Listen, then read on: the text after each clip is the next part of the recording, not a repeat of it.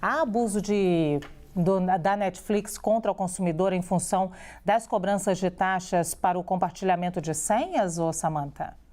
Bom, boa tarde, Luciana. Boa tarde aos colegas. Lu, a gente tem dois aspectos para analisar aqui. A Netflix pode cobrar por taxas extras, né, por esse compartilhamento de senhas, como ela coloca? Pode, é um direito dela. Mas para ela fazer isso, ela tem que obedecer determinadas regras. E o que vem acontecendo é que ela não obedeceu essas regras que dizem respeito ao nosso direito do consumidor. Portanto, há sim um abuso por parte da Netflix. Primeiro, há dúvidas como o que se considera compartilhamento de senhas, porque muitas vezes você pode estar usando a mesma senha em mais de um computador, de um iPad, tudo isso não necessariamente significa que você tenha compartilhamento de senhas. Você pode, por exemplo, ter duas residências, uma em São Paulo e outra em Brasília, e ser o mesmo usuário. Então, essas questões não foram especificadas, como é a cobrança, limite de uso, e aí sim eu tenho algumas violações ao Código de Defesa do Consumidor. Por quê?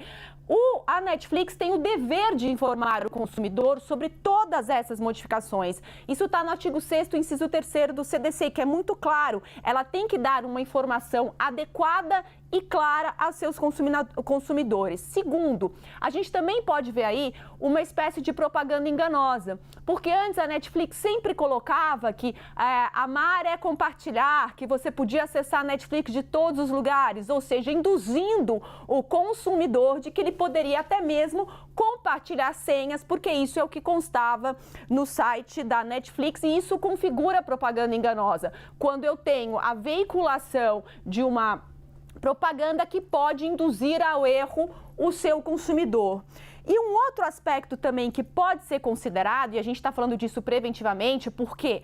Porque a Netflix não respondeu aos questionamentos da Justiça de Santa Catarina a respeito dessas informações. Sim. A gente também pode imaginar que a Netflix possa vir a incidir no artigo 6º do Código de Defesa do Consumidor, inciso 5º, que diz o seguinte: ele proíbe a implementação de cláusulas no contrato que sejam extremamente excessivas. Então, cabe analisar também se esse valor pago por pontos adicionais não pode configurar uma cobrança excessiva em face do consumidor. Portanto, essa decisão do Procon, da Justiça de Santa Catarina me parece acertada na medida em que a Netflix não esclareceu esses pontos. Uma vez esclarecidos esses pontos, aí a cobrança não tem nada de ilegal. Seguida, inclusive, por muitos outros estados. Quer dizer, Santa Catarina seguiu outros estados. Ô, Gabi, eu, em português popular, diria, tá toda errada a Netflix, é isso? É isso mesmo.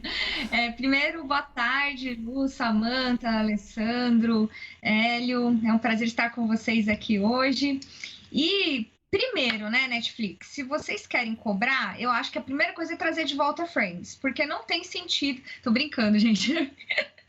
Mas assim, é uma brincadeira aqui. Mas eu concordo muito com o que a Samantha falou, né? A Lu tá dando risada aí.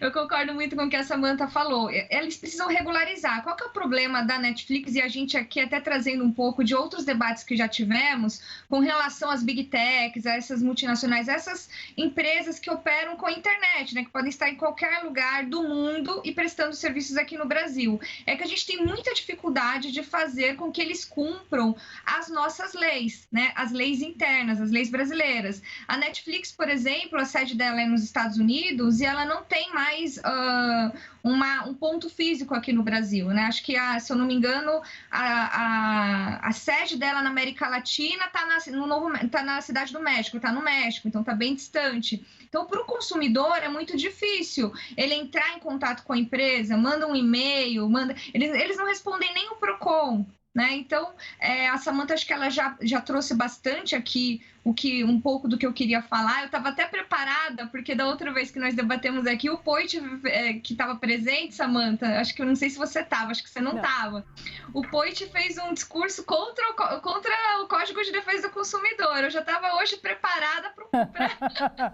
Mas calma que você ainda não ouviu todo mundo. Tem Hélio Beltrão aqui, vamos ver a opinião dele. A gente ainda não ouviu sobre esse tema. Então... vou passar para ele então, Gabi. Hélio, boa tarde. Passa para ele, porque da outra vez eu falei, gente, que bom que hoje foi a Samantha, dá para concordar com ela. Vamos lá. Boa tarde, Gabi, Samanta, Alessandro, Luciana, todo mundo que está nos ouvindo. Olha, eu não vou falar do Código de Defesa do Consumidor, não, mas eu queria colocar um contraponto aqui. Eu acho que o Netflix ele tem um contrato com os seus assinantes de que o titular no seu domicílio, ou se ele estiver viajando, ele assiste. Então, os familiares que estão no domicílio dele assistem. E ele, durante muito tempo, a Netflix, durante muito tempo, fechou os olhos para a prática que não é contratual de emprestar senha para amigos, para terceiros, etc. Isso aconteceu por muito tempo porque eles estavam crescendo muito rápido. E num determinado momento que eles não estavam mais crescendo muito rápido, eles falaram, olha, isso é uma prática que fere o contrato, então, se você é o titular e está no seu domicílio, ou está viajando, né, ou tem um segundo domicílio, ok.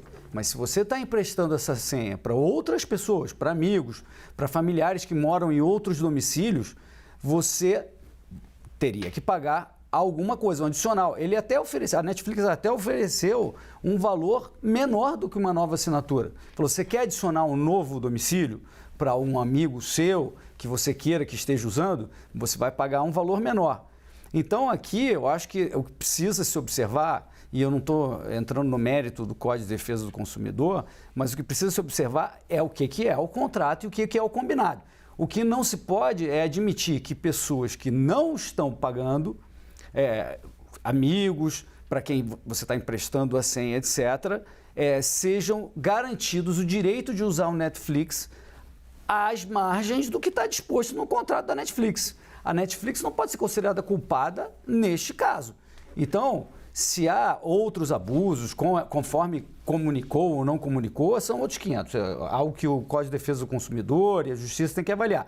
Mas essa questão de terceiros usar e pegar carona numa prática que não é contratual, isso está completamente errado. Alessandro. Boa tarde a todos e todas, Lu, Hélio, Gabi, Samanta.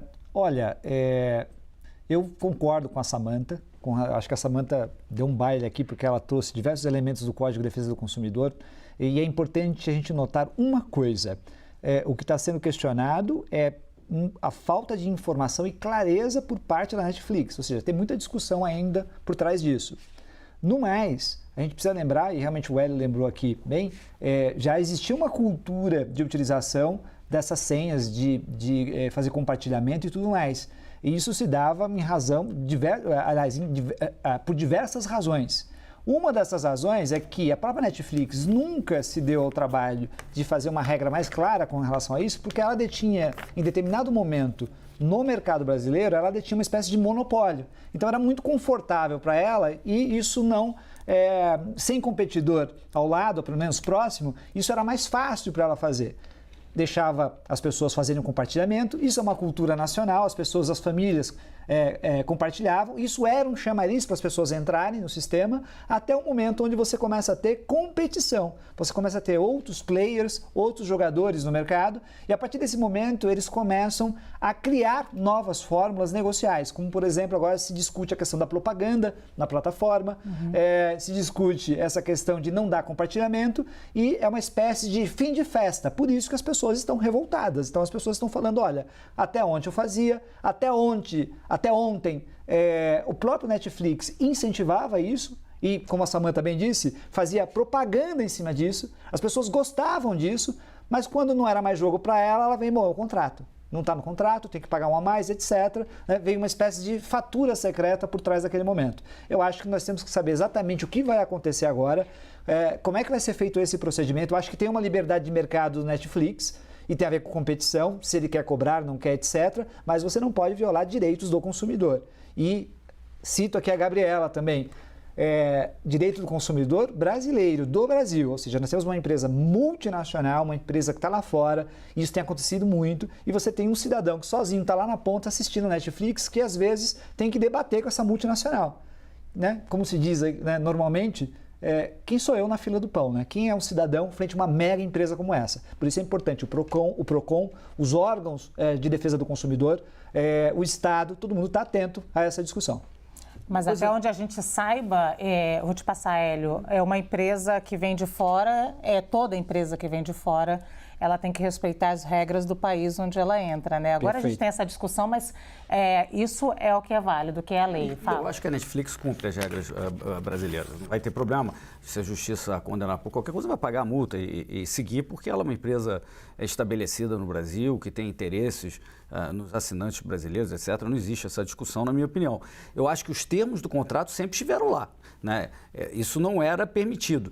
E essa alegação específica, eu queria só mencionar isso, que a gente não falou sobre isso, de que havia uma declaração da Netflix que você pode usar de que lugar for, isso não significa que qualquer um que você empreste a senha pudesse usar em qualquer lugar for. É que se o titular estiver em outro local, viajando, etc., é claro, ele pode usar em qualquer lugar que ele esteja, o titular, não alguma pessoa para quem você emprestou uma senha e a pessoa está usando. Aliás, eu acho que até a discussão jurídica, se compartilhamento de senhas é algo que é perfeitamente permitido, deveria ser perfeitamente permitido, ou se isso constitui algum tipo de contravenção, etc. É uma outra discussão, mas eu acho que, independente disso, os termos de contrato da Netflix não permitem.